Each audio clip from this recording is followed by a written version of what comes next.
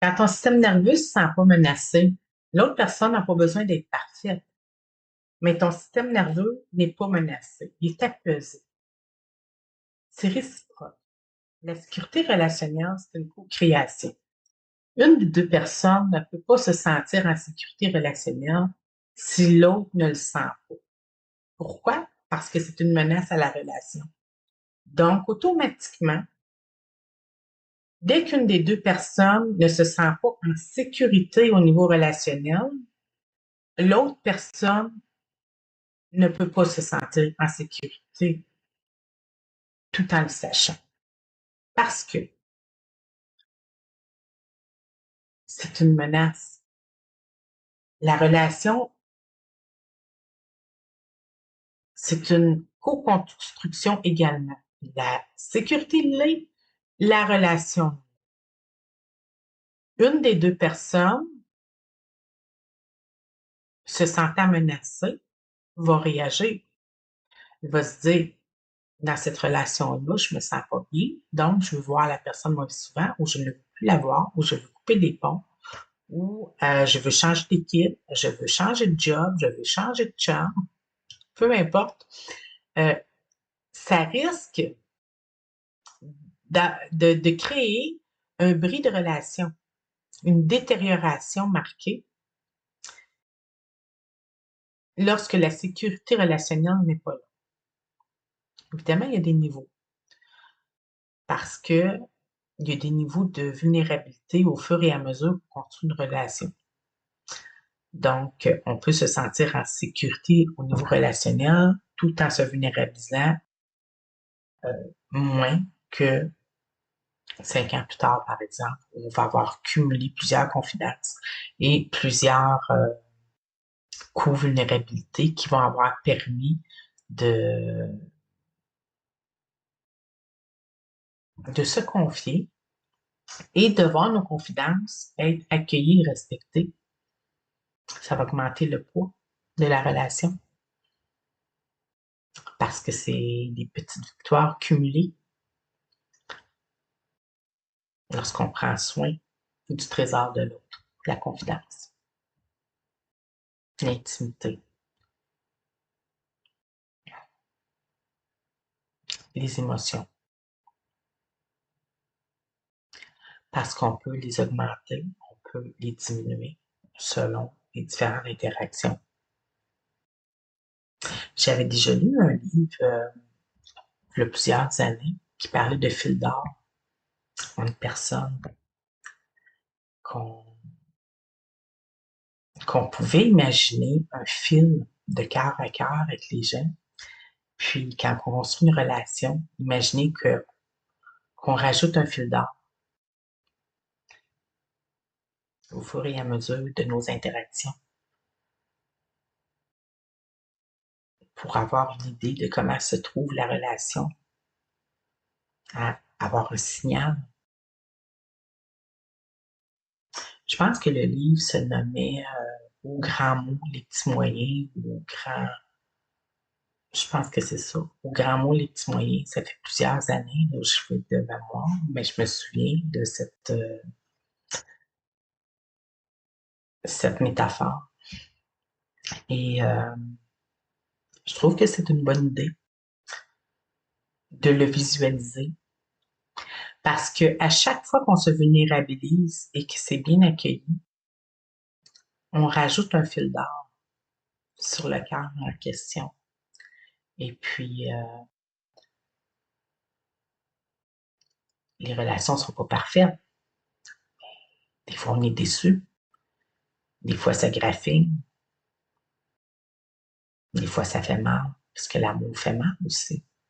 On peut dire non, on ne veut pas que l'amour fasse mal. Oui, mais des fois, oui. Des fois, ça fait mal. Parce qu'on est maladroit. Parce qu'on est malhabile. Parce qu'on n'est pas parfait. Parce que des fois, on est dans un état qui fait qu'on n'a pas bien réagi. On n'a pas bien dit. On n'était pas aligné à ce moment-là. Il n'y a personne qui est parfait. Mais si on calcule, juste pour se donner une idée, qu'on a mis 200 fils d'or sur cette carte. C'est un peu aussi une façon de voir à quel point on est résilient. Pour notre propre introspection. C'est pas rigide, là, cette observation-là. Mais on peut décider. Non, là, ça mérite que j'enlève un fil d'or. Mais le fil d'or, on en enlève un. Il en reste 199. C'est un exemple, là. C'est encore solide.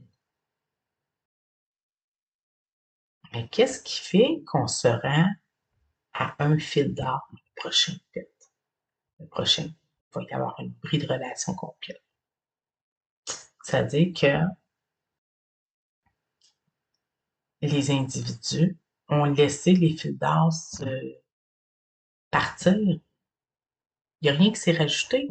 Il n'y a rien qui s'est nourri dans la relation. Parce que quand on nourrit la relation, on rajoute un fil d'or. C'est une métaphore, mais c'est comme ça que je le vois. Donc, on nourrit la relation, on rajoute un fil d'or. Parce que, qu'est-ce qu'on a fait? On a assisté à un spectacle. Ou qu'est-ce qu'on a fait? On a accueilli. Euh, on a écouté jusqu'au bout, sans jugement. C'est ça, on a eu vraiment une bonne conversation, on a eu une bonne communication.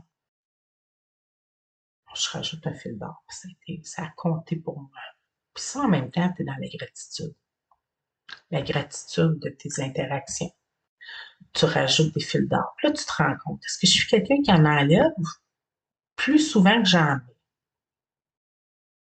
Est-ce que j'ai le sentiment qu'on m'en a envoyé un petit fil d'or?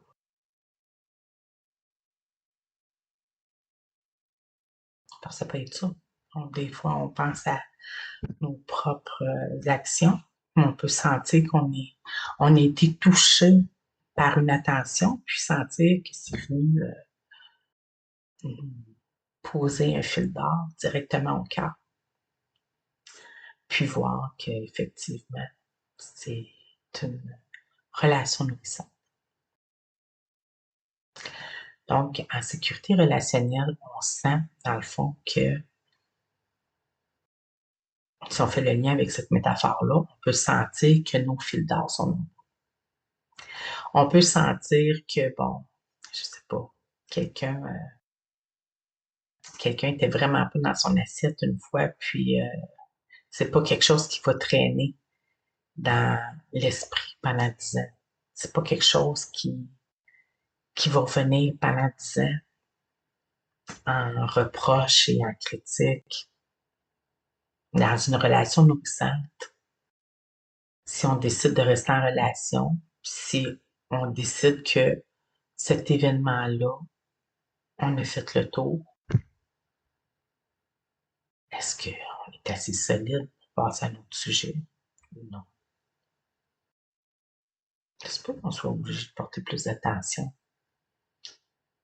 Mais est-ce qu'on avance encore ensemble? Si on avance, on avance. Donc, pour terminer, la sécurité relationnelle, c'est pas l'absence de conflit. C'est l'assurance que dans cette relation, on peut réparer sans risquer que ça se détériore. On peut être en mode co-construction de la réparation. On sent qu'on ne sera pas tout seul à travailler pour réparer.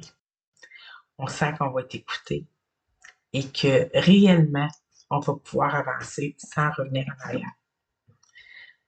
En sécurité relationnelle, on a confiance en l'objectif et dans l'atteinte du but, qui est de se retrouver dans une relation nourrissante et co-nourrissante.